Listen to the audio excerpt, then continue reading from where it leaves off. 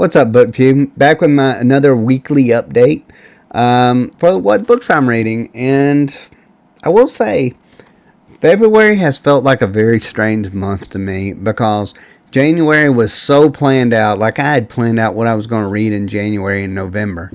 But as far as February comes, because of the amount of days in this month, the three less days or two at least less days in it. I didn't want to plan like really heavy books, so I was wanting to lean more towards shorter books in a lot of ways. Like I'm talking about 300 and less pages of it. I thought about maybe middle grade. I had assumed that it was probably going to be a mystery book. I was really thinking that it was going to be something along those lines. But after I finished The Justice of Kings by Richard Swan, I just decided I'm not going to go into a mystery because I'm really at this stage hitting burnout when it comes to that kind of stuff. I'm not a big mystery type person anyways, but I really felt like after reading The Justice of Kings, I was really at my end rope, and I wasn't really enjoying reading. I needed a palate cleanser, and so I ended up choosing a book that was an adult book. It's not a middle grade book, but it's a funny book, and it's one that I've totally enjoyed for. I don't regret my decisions upon it, but I wish that I would have been able to go with my original schedule. But you know how it is when you're reading multiple books at one time. You don't really want to go back to back of grim dark or back to back on. Oh, I'm this way. I don't want to go back to back on mystery. So that's kind of the way I felt towards it. But overall, let's go to The Justice of Kings by Richard Swan. This book is a little bit in between the 3.5 to 4 range for me. I did enjoy it. I thought the characters were very well made. I really enjoy Helena as the main character. I enjoyed Conrad von Wald as her, basically, her master, I guess you could say, of this. It was like a more master apprentice kind of like style to it.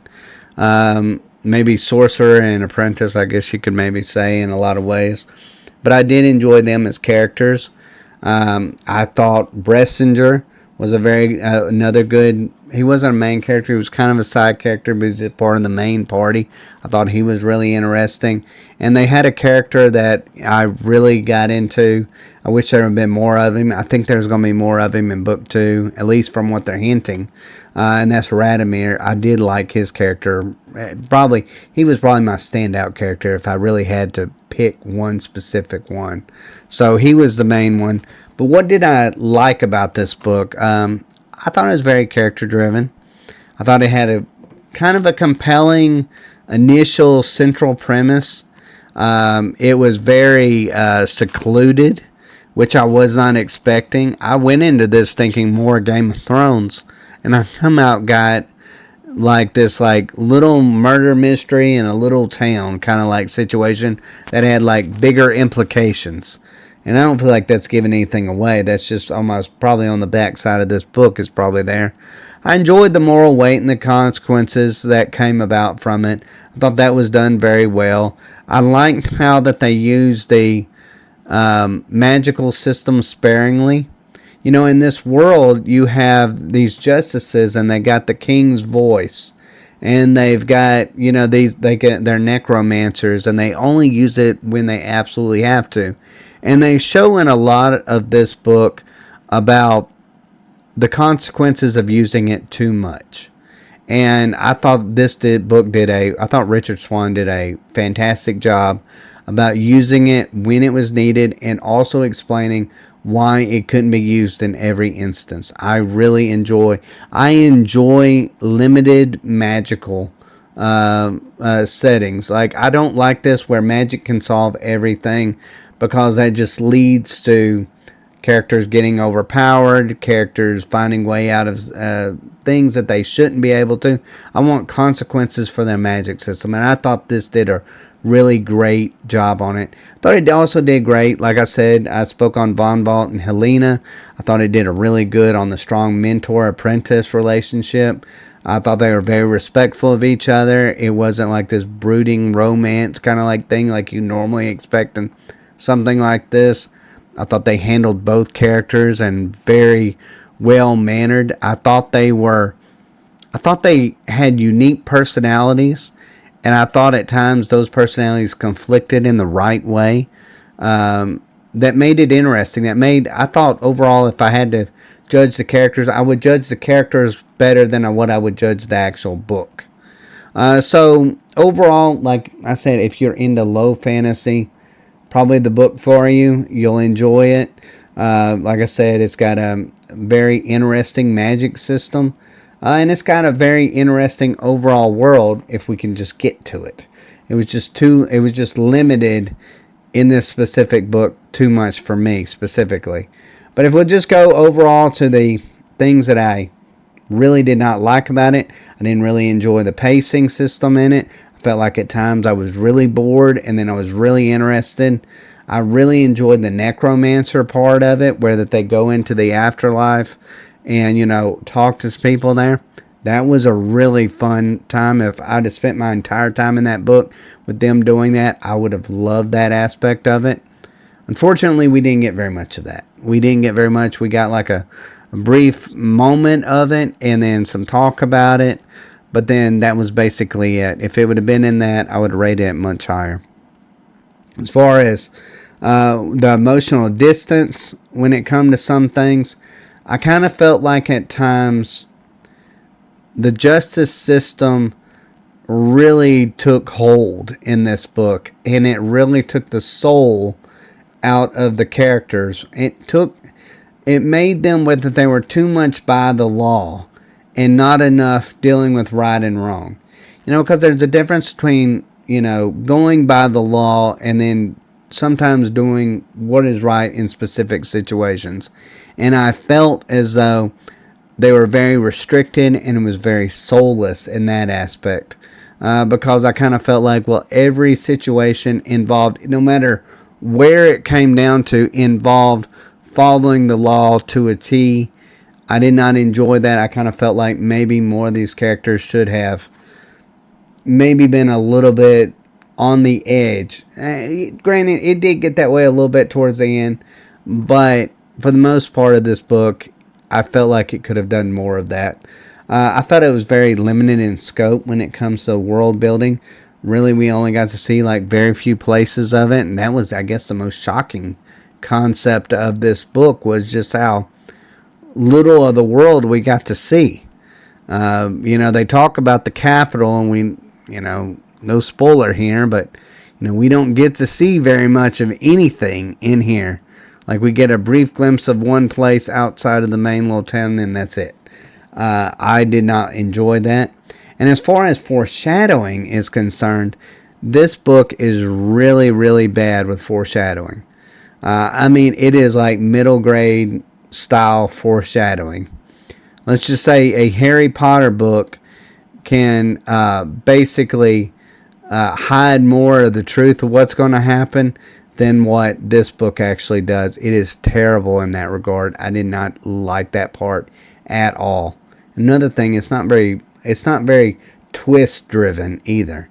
There's not very many aspects of it where that I'm like, ooh, I didn't see that coming. Wasn't a page turner. It wasn't like when I get done with a chapter that I wanted to move to the next chapter, or I couldn't wait to get to the next chapter. There was no moments when it come to that. So overall, like, I want to give the Justice of Kings, I feel like giving it a 3.5 is too low, but then at the same time, I feel like giving it a 4 is too high. It seems like I've ran into that kind of category a little bit too much, where it's a little bit harder to grade, because this is a book I didn't hate, but this isn't a book that I didn't love either. This was, out of all the books that I was reading at that specific time, this was the hardest one to get through. So I'd usually read it first.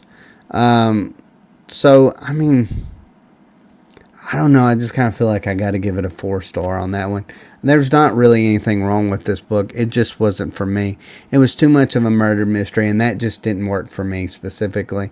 So I think this is sometimes more of a me thing than it was the book thing, even though I did feel like the book was a little bit too limited in scope, is all. But I did enjoy the characters. I would recommend this book. I feel like anybody who don't want high fantasy like things, and they just want this low fantasy murder mystery kind of like setup, I feel like they'll enjoy this book. And especially if it's political intrigue, you'll enjoy this kind of book. But overall, like I said, I'd have to give this book probably about a 4 out of 5. All right, so the book that I actually went to, and I was actually going to read Recursion instead of this, but after reading The Justice of Kings, I just did not feel like I could handle another serious book. I wanted to go towards something that was more of a palate cleanser, and I just happened to stumble across this book. And I have not been disappointed so far. I'm not far into it. I'm probably a good 20 to 25% into it. It has not disappointed me at all. I love the world. I love the aspects of the characters. I enjoy how they don't take themselves too seriously, and all of it's kind of a joke. It almost makes me feel like it's a better version of a Terry Pratchett book. I'm not a big Terry Pratchett fan. That is one thing I will say. I'm not into his books too much. I see why people love it. It's just they're not meant for me. This book is meant for me though. It's very serious in nature, but it knows when to, be funny. Yeah, I just like the world. The world is silly, and it knows it's silly, and it jokes about it being silly, and I just love that aspect about it. I think this is going to be a book that I'm going to look forward to reading. Right now, I'm reading about 2 to 3 chapters a day in it since I've started it. So, I mean, that tells you everything I need to know in it. Is it going to be a 5-star book? No, it's not going to be a 5-star book. It's not that great of a book. But it's definitely going to be up there with, it's a little gem that I feel like I've found in this world, and or in this book world. And I look forward to anything that's by this author. I think he has done a fabulous job with this book when it comes to it. So definitely would at least 25% in, unless it just turns a 180 on me.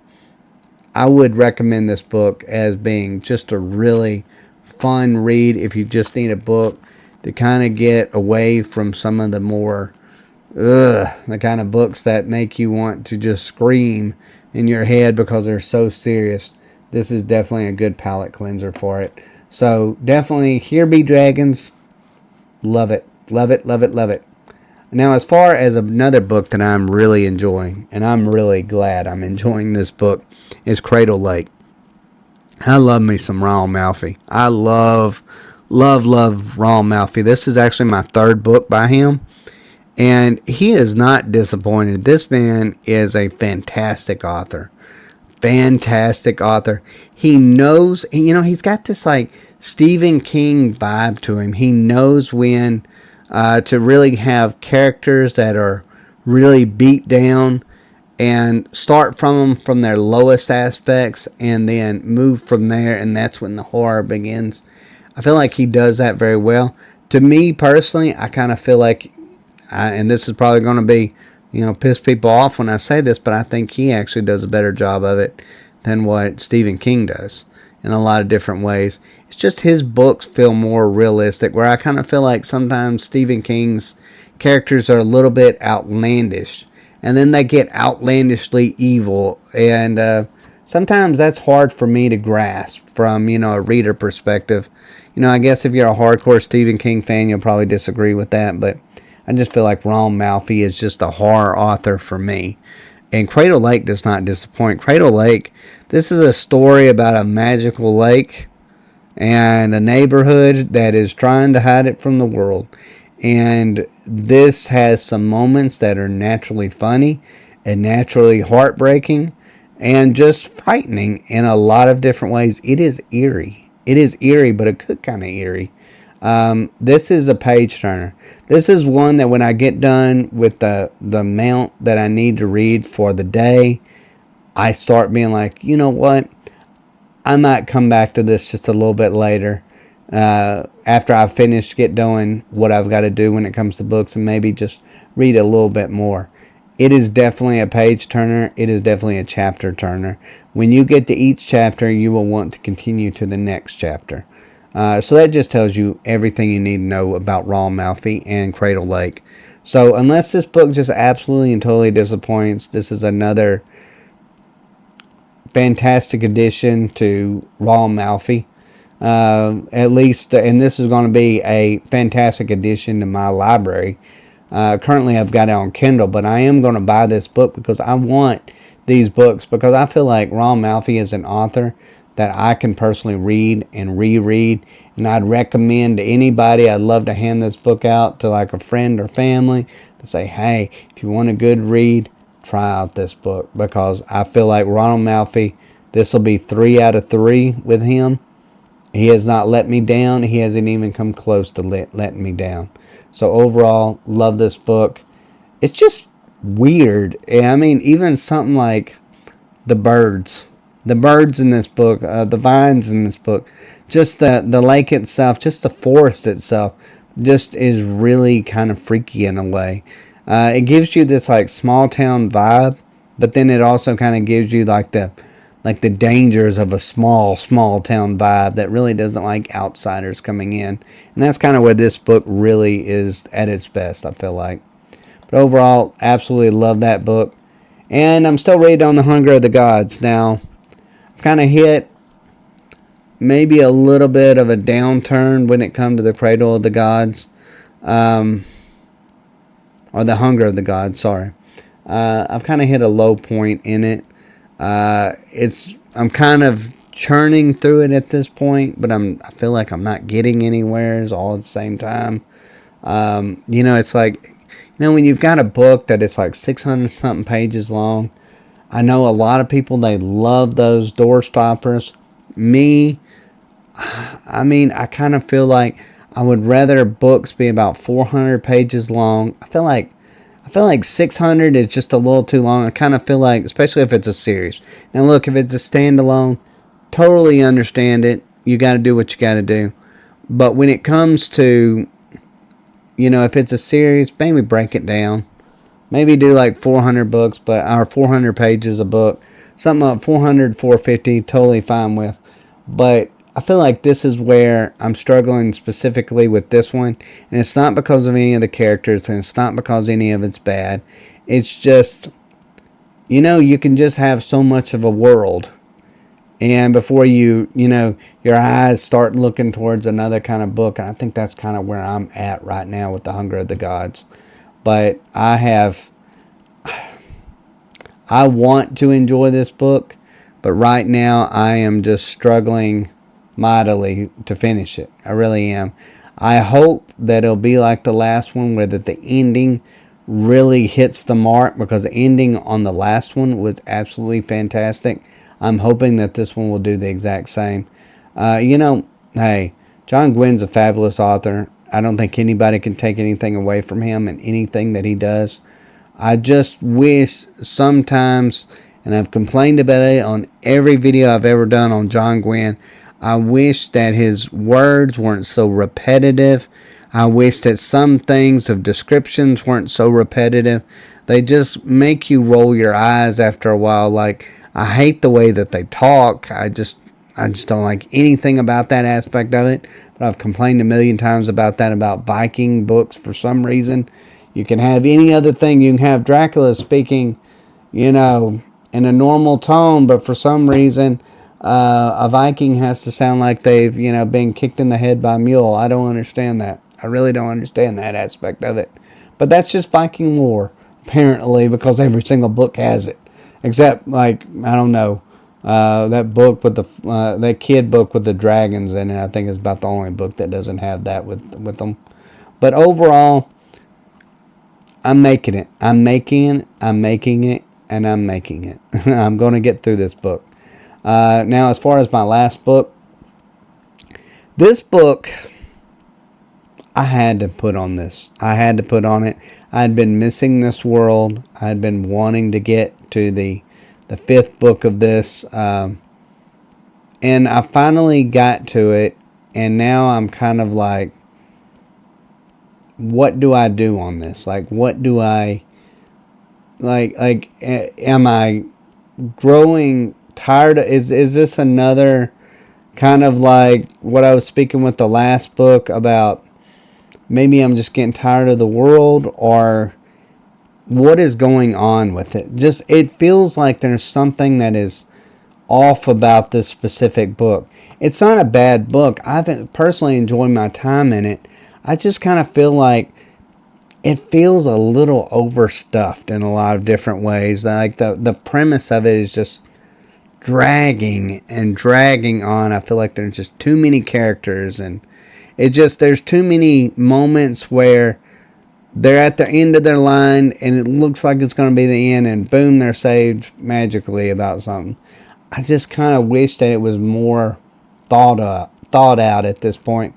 There's not a lot of comedy in this book. There's actually, it's a lot darker than what previous books in this world has been, in Dungeon Crawler Carl books. Maybe that's another thing I'm just not really enjoying in it. I do enjoy, the main characters of it. I feel like Princess Donut is really grown as a character. I feel like Carl has stayed put, but I also kind of feel like he's turning more into a serious version of a character. They're getting very grim in this one. I don't know if this is an intentional turn in the series and it's going to be less jokes and more, just you're seeing the horrors of the world. I don't know if it's going more towards that way or what, because I'm cool with it either way, but I just got so I got so invested into this crazy fantasy world that it kind of felt like when they take more of a serious turn, that it feels out of place personally for me. So is this going to be probably my favorite Dungeon Crawler Carl book? Probably not. Is it as good as what the last one is? No. I actually enjoyed The Feral Gods a lot better than I enjoyed this one. And a lot of people hate that book, but I actually really enjoyed that book. I thought it fit perfectly with the narrative. It also had some really serious moments too in it, but I thought those were more gut-wrenching moments than they were just like overall like character turns, character personality turns, I guess. But I'm probably about 45% of the way through with the Butcher's Masquerade. We'll have to go from there, see where that goes. Hopefully this will be, hopefully it'll turn around for me. Maybe I'll just get used to the new Dungeon Crawler Carl style or something. But this book does kind of feel like there's a change in there. I don't know. I can't put that finger on it about what that change is. I know it's a more serious version of it, but I cannot put that change on why these characters aren't hitting me in the exact same way that they used to. Because even in Dungeon Crawler books that I haven't enjoyed, I still feel like the characters are on par. I just feel like the characters are almost kind of feel like they've grown up. And that's not necessarily a good thing for this one. Because this is a crazy world. We need the comedy. We need the fun aspects of it. And I just kind of feel like I don't know how this series will continue if this is something that it is going to continue to do and get more serious in time. But overall, that's my reading experience. I hope y'all have had a great reading experience as well in February. Let me know what y'all are reading. Let me know if y'all are reading any of the books that I'm reading. Let me know y'all's experience when it comes to these books as well. As always, guys, thank y'all for watching, and y'all take care.